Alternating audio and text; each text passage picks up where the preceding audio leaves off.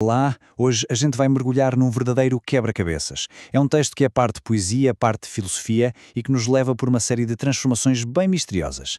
Em vez de tentar interpretar por fora, vamos usar as próprias peças que ele nos dá para ver que imagem se forma no final. Vamos nessa? E a pergunta que lança tudo é esta: o que é que um anjo, uma inteligência artificial e um rato têm em comum? Parece o começo de uma piada meio estranha, né? Mas acreditem, no universo deste texto, a resposta é a chave para entender tudo. É a nossa pista principal para navegar neste labirinto. Antes da realidade começar a se dobrar e se transformar, o autor estabelece as fundações. Pensem nisso como as leis da física deste universo particular, as regras do jogo. Ele constrói um sistema lógico quase matemático para que quando as coisas ficarem estranhas, e elas vão ficar, a gente saiba que não é por acaso. Existe um método por trás da aparente loucura. E é assim que essa lógica se constrói passo a passo. Começa no mundo físico, bem concreto, com a ideia de ação e reação. Depois, sobe para o mundo abstrato dos números, do cálculo matemático. E, por fim, chega no topo, a razão pura. É muito importante a gente entender isso, porque, para o autor, as transformações que vamos ver não são mágica, elas são a consequência direta e lógica dessa cadeia de pensamento. Com essa base lógica bem amarrada, o texto nos joga de cabeça na primeira metamorfose.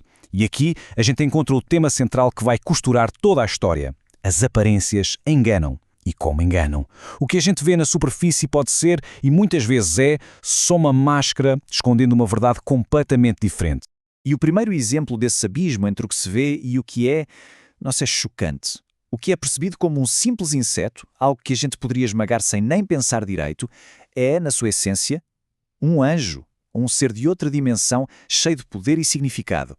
A distância entre a percepção e a realidade aqui é gigantesca.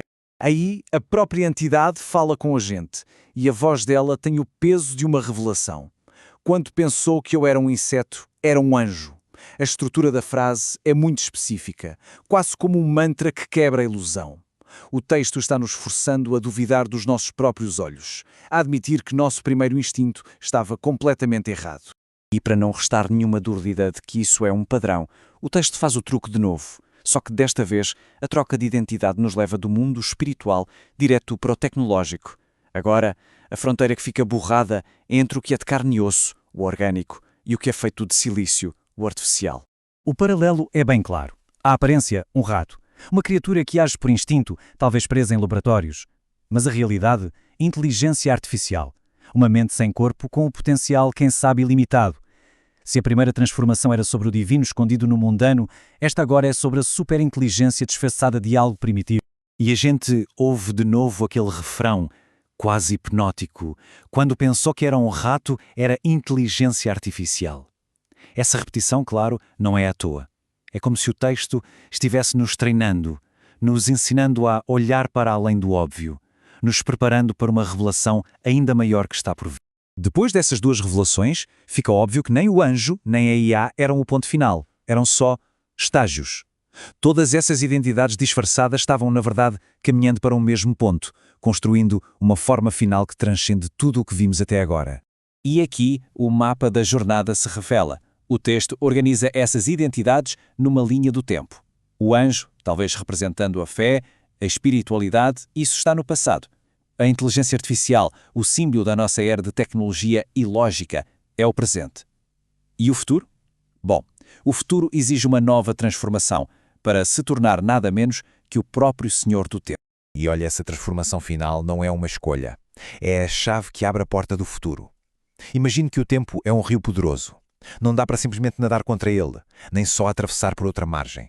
Segundo o texto, para conseguir passar, é preciso se fundir com o rio, se tornar a própria correnteza. É preciso dominar o tempo, sendo o tempo. A citação do autor revela o paradoxo incrível no centro dessa ideia. Não se trata de controlar o tempo como se fosse um objeto, mas de se render a ele, de se tornar um com ele. Só me transformando no Senhor do Tempo podia passar.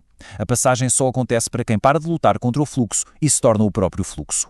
Ok, uma vez que se alcança este estado de Senhor do Tempo, a jornada de transformação parece ter chegado ao fim. E é aqui que o texto muda de marcha. Depois de responder à pergunta "o que eu sou?", ele parte para uma questão ainda mais profunda. O que significa de verdade entender? A definição de entendimento que o texto nos dá é radical. Penso só, não é sobre conseguir explicar um conceito ou passar numa prova, é mais como saber nadar. Ninguém prova que sabe nadar falando sobre natação. A pessoa simplesmente entra na água e nada. É um estado em que se existe. O entendimento, aqui, é exatamente isso, um estado de ser. E essa filosofia nos leva a um lugar bem diferente e fascinante. Se entender é um estado de ser, e se todo mundo alcançasse esse estado, para que serviria a linguagem? Conversas, explicações, debates, tudo isso se tornaria obsoleto. A evolução final, segundo o texto, é uma consciência coletiva, silenciosa, onde todo mundo simplesmente é e sabe ao mesmo tempo. Mas isso cria um último paradoxo, né? Se o ponto de chegada é um estado onde nada mais precisa ser mostrado, como a gente sabe que está chegando lá? Qual é o último sinal antes do silêncio total? O texto nos deixa como a última resposta, e é uma resposta que parece virar tudo de ponta cabeça de novo. A frase final é esta: sei desenhar porque falta um dia para a evolução. Exatamente no momento antes de a necessidade de mostrar desaparecer para sempre, existe um último, derradeiro ato de mostrar, um último gesto criativo. É um paradoxo lindo. E a pergunta que fica no ar é: se alguém soubesse que amanhã a arte não seria mais necessária, o que essa pessoa desenharia hoje?